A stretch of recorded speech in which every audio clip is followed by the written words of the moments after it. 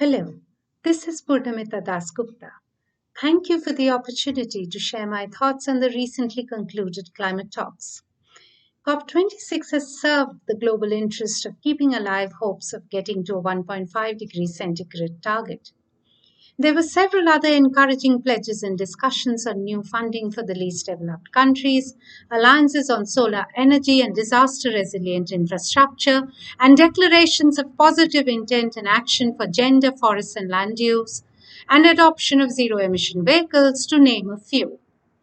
Achieving targets requires resources and trust that the required support will be mobilized. Estimates suggest that adaptation costs per year in developing countries would be 140 to 300 billion US dollars by 2030 and 280 to 500 billion US dollars by 2050. Given the failure of the rich countries to meet their previous commitments on emissions reductions and on providing climate finance, there is a need today as never before to build much more trust and evidence that new promises will be fulfilled. For instance, there seems to have been relatively much less on the extremely important issue of support for loss and damage. The costs of climate change on human societies in developing and least developed countries is likely to be very high, especially since those who are most vulnerable to climate impacts may have the least resources to cope with these impacts. For developing countries, climate change action, which is initiated today, has to be about ensuring a just and fair transformation to sustainability as well. COP26 took place in a pandemic hit world which had been made fully aware of the need for balance in the human nature relationship. Human well being and ecosystem health cannot be separated, and the restoration of healthy ecosystems and climate action have to go hand in hand.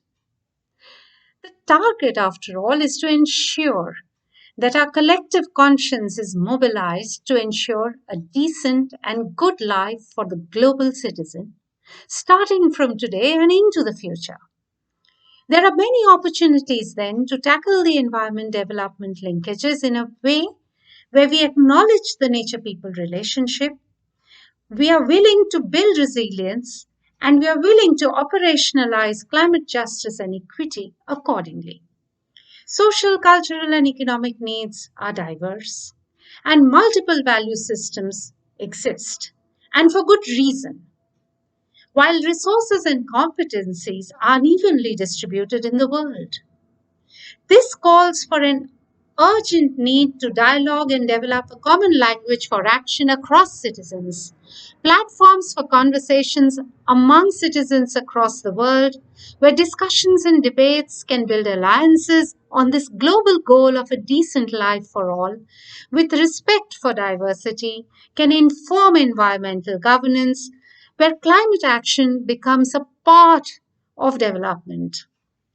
Citizens' voices have a key role in bringing about these much desired sustainable transitions, which I do believe can lead to social, economic, and ecological resilience.